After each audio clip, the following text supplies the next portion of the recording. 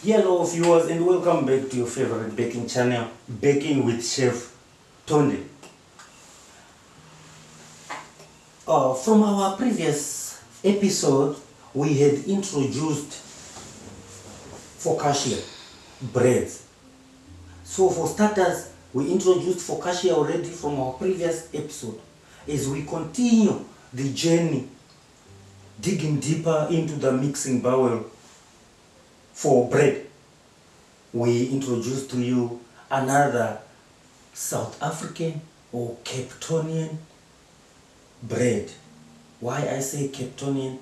I see it a lot when you are down in Cape Town.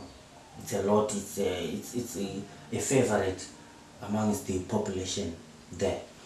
So we want to show you how to make Ouma bread. Ouma se brood.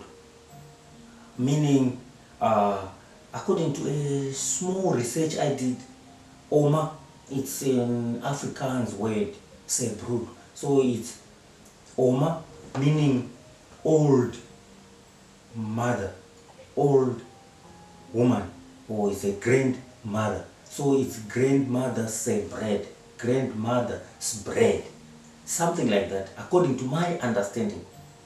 But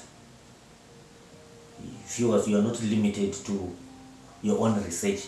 This is what I got when I researched. So you can dig more, but for the recipe, I have it on point, on here, on your favorite baking channel with Chef Tony. So what do you need? You need your flour. For the best bread, Ouma se bread, you need bread flour or coarse flour, bread flour.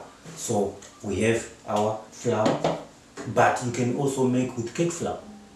But for best results, bread flour will be the best because it's more stable and more heavy for a bread. And you need your salt, you need your sugar, you need your yeast. What else you need? You need your vinegar, you need your oil, of which I scaled and mixed the two already, because you need to put them together. But you will see how we use. And your tray, your shape. So you can have a bread shape, but us we want to make a round pot bread shape like of Ouma. So how you do it? It's easy. You put all the dry ingredients, the sugar, the salt. This is the salt. I had measured it already. Yeah. So you put your salt. Yeah. All your dry ingredients and your yeast.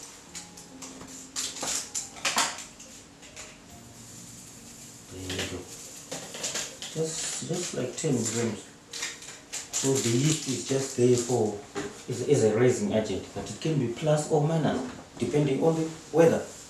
So here we are in summer, it's hot already. So I just put one sachet. Then the water from a previous episode, if you can go back and check or you follow us, I said the water, it's plus or minus 60% of the dry ingredients, which is the flour, the sugar, the salt, and the butter if you use butter. Here we don't use butter. So the water must be 60%, which is a plus or a minus. But on Ouma, the water must be almost 80%, 80 to even 100, depending on the flour texture and quality and the weather of the day. So what we do, we're gonna put 80% of the water.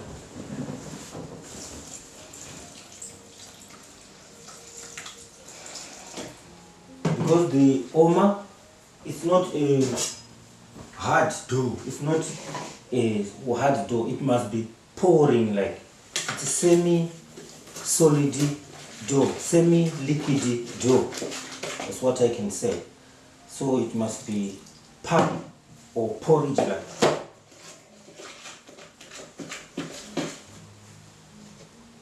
More water in the oven.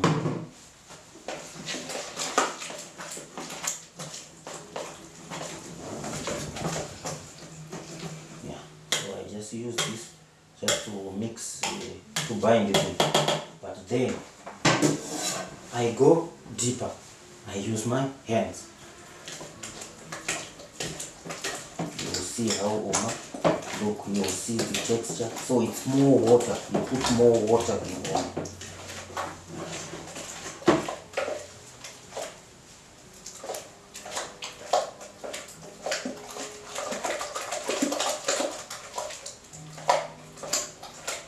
Then after the mixing, after all the mixing, when your things are almost ready, when it's almost like a batter, a cake batter. That's Ouma for you. That's old woman. That's it's like a grandmother's favorite bread. But to me, is the look of the bread. I think that's why they call it Ouma, because as you will see, after baking the bread, it will be wrinkled on top. So it's for the old girls.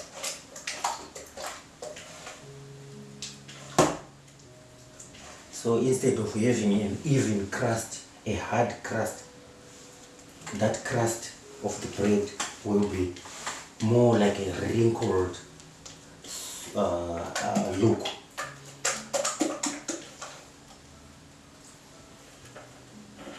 After this, so this is our Ouma dough.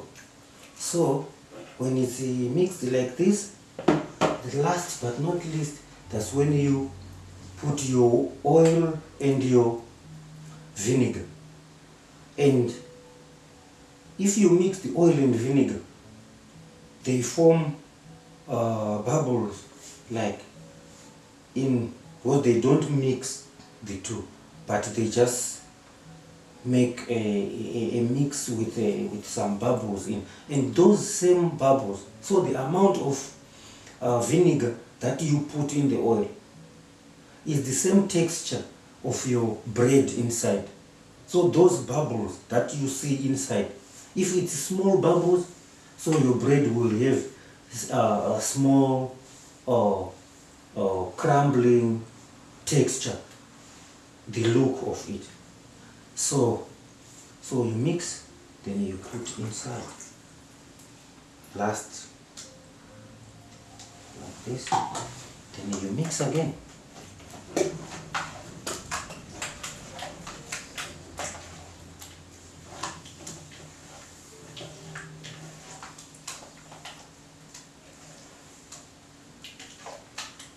There we have it. So this one, what you do, you take your shape, you pour your Ouma bread inside. It's more like a cake, you can see.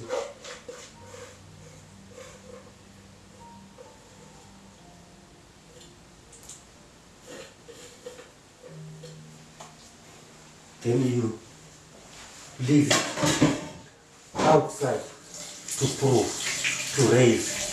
So your Ouma, normally you don't put it in the prover.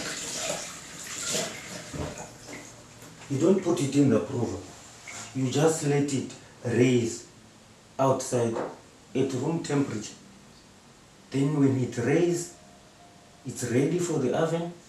It must be level up, or almost 2/3 to full of the pan after proving. Then by then it's ready for the oven, and it's baked at 220 degrees for 30 minutes. And it's a bread, so you need higher temperature for 30 minutes. Then the type of oven again is the determinant factor on the temperature. The bigger the oven, the more even the temperature is spread inside. So you stand a better chance of baking a better quality product in a bigger oven than a smaller oven. But it doesn't take away the passion and the love for baking. So use what you have, just do the right thing, monitor your temperature and do the